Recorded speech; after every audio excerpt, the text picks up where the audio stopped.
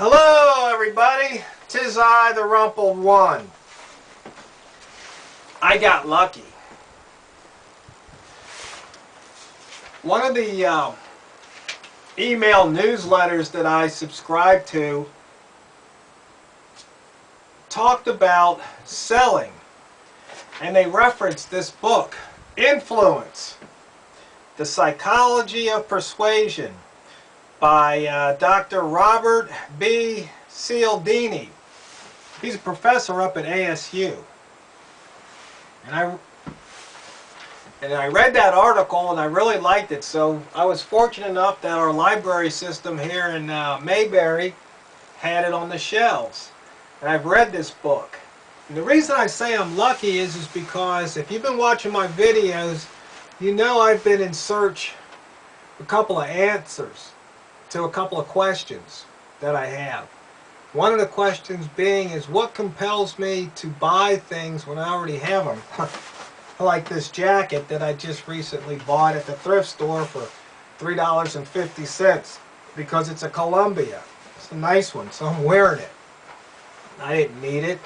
What compelled me to buy it? This book answered the question, even more so than the book New that I'd read a few months ago that I did a review on.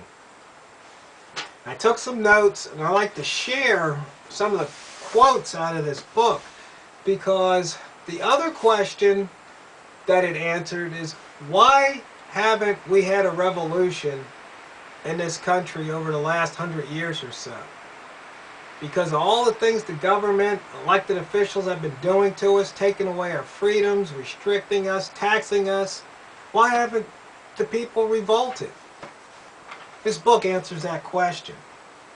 So, this might be a little long video, I don't know, but I think these are important, so I'm going to read them to you. Okay, page 116. The tendency to see an action as more appropriate when others are doing it normally works quite well. As a rule, we will make fewer mistakes by acting in accord with social evidence than contrary to it. Usually, when a lot of people are doing something, it is the right thing to do. This feature of the principle of social proof is simultaneously its major strength and its major weakness. Like the other weapons of influence, it provides a convenient shortcut for determining how to behave, but at the same time makes one who uses the shortcut vulnerable to the attacks of profiteers who lie in wait along its path. See, this book talks about how advertisers and salesmen influence us, how they can separate us from our hard-earned dollars. And social proof is just one of the ways. Let's move on to page 128. The principle of social proof says so. The greater the number of people who find any idea correct, the more the idea will be correct. The group's assignment was clear. Since the physical evidence could not be changed, the social evidence had to be. Convinced, and ye shall be convinced. Basically, groupthink. So, I think that's why your parents say, hey, if everybody's jumping off the bridge, are you going to jump off the bridge?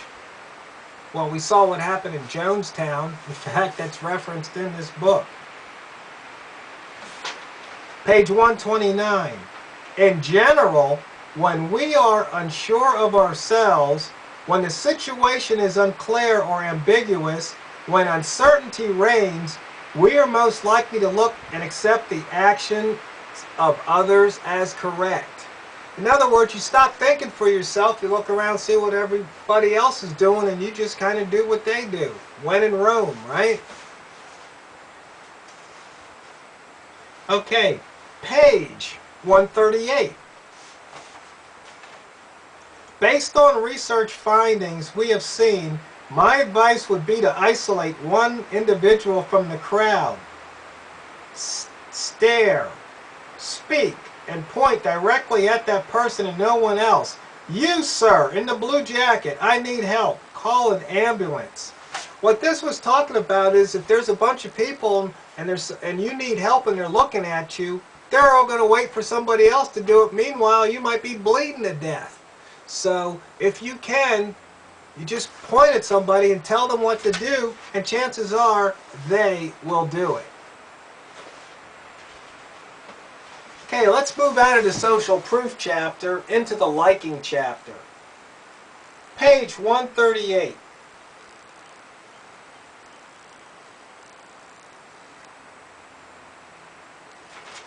Well, let me turn to page 138.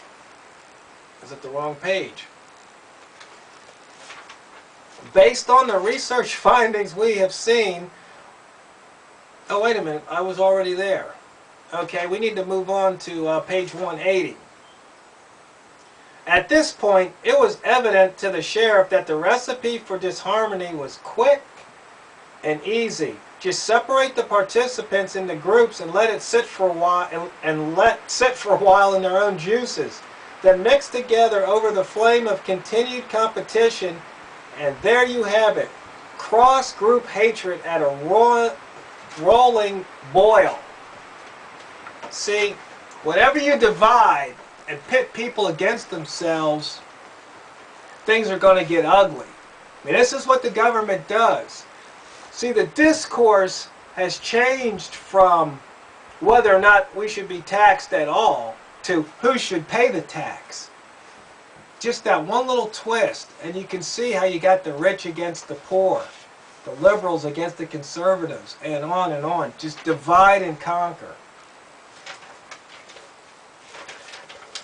In this particular case, it was at a boys' summer camp. They just divided the boys arbitrarily, put them into two different bunkhouses, and then he just let the groups go after each other. Let's move on to page 188.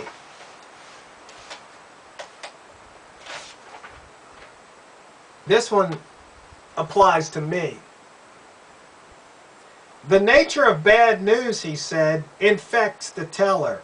There's a natural human tendency to dislike a person who brings unpleasant information, even when that person did not cause the bad news. The simple association with it is enough to stimulate our dislike. You see, I go to a lot of public meetings and I just hit them with facts. I hit them with logic. I hit them with reason. A lot of times they don't like what I'm saying because it's the truth. It's bad news. So I have the nickname that I'm the pot stirrer. I'm the guy that goes around and stirs things up. And I said if the pot was empty, there'd be nothing to stir. It's the old kill the messenger. Okay, let's move on. Page 197. Once again, we're still in the liking. All things being equal, you root for your own sex, your own culture, your own locality, and what you want to prove is that you are better than the other person. Whomever you root for represents you, and when he wins, you win. When they talk about the fans, how when the team wins, yeah, we won. When the team loses, they lost. You want to disassociate yourself from a loser, but you want to associate yourself with the winner. I mean, these things are very subtle, but they're so telling. And it's a lot of things that most people don't even see. It doesn't register in their consciousness. They just take it, and they just move along life without stopping and thinking. Okay, let's move on to page 218.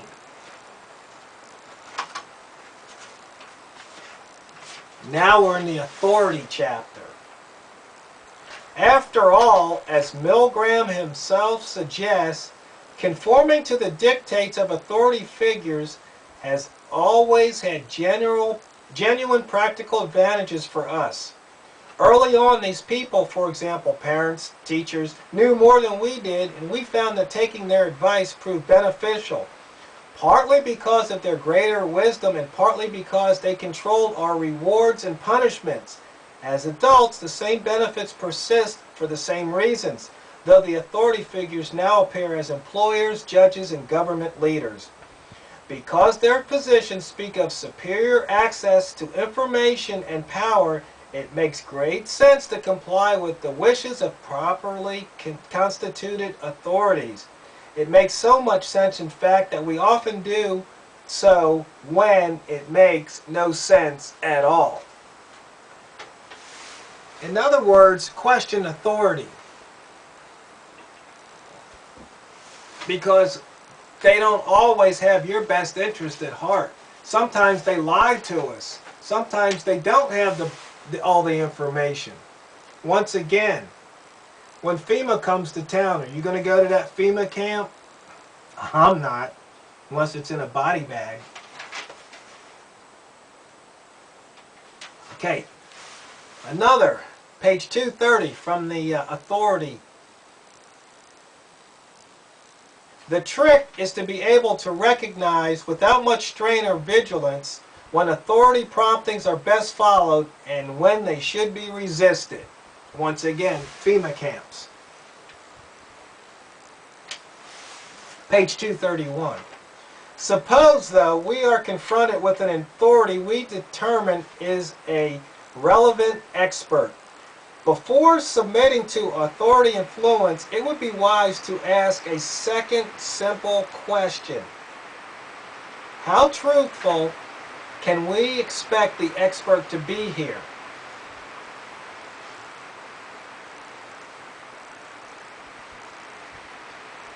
How truthful? Actually, I should read a little bit more from page 230. Posing two questions to ourselves can help enormously to accomplish this trick. The first is to ask, when we are confronted with what appears to be an authority figure's influence attempt, is this authority truly an expert? Once again, are they an expert? Or are they just using their position and their ego and their arrogance to push you around? Let's move on. Page 257, scarcity.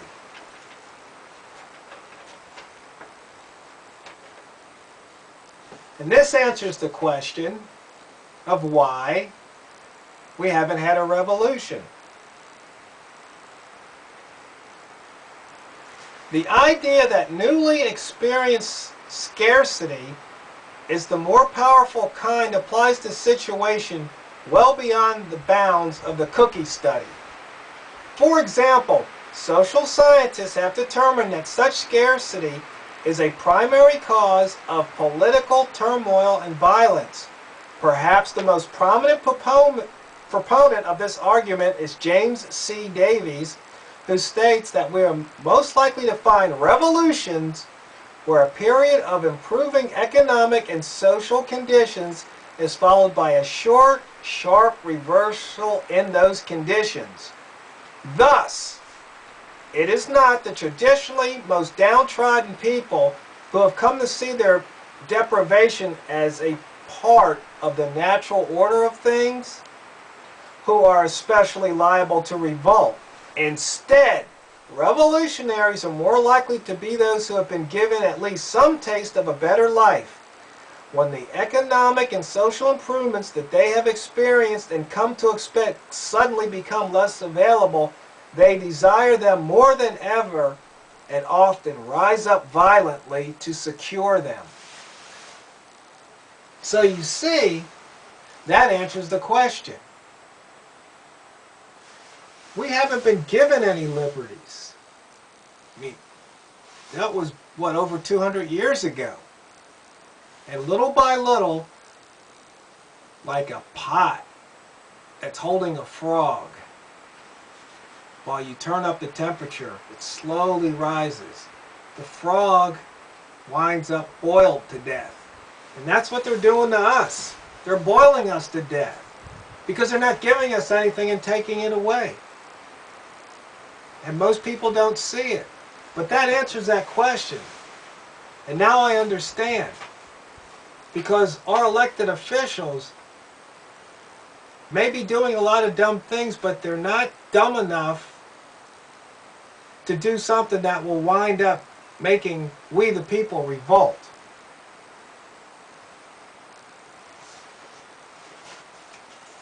And one more in the scarcity chapter.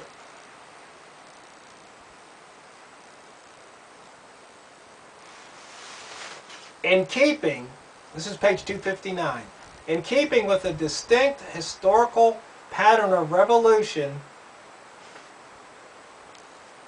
blacks in the United States were more rebellious when their prolonged progress was curtailed somewhat than they were before it began.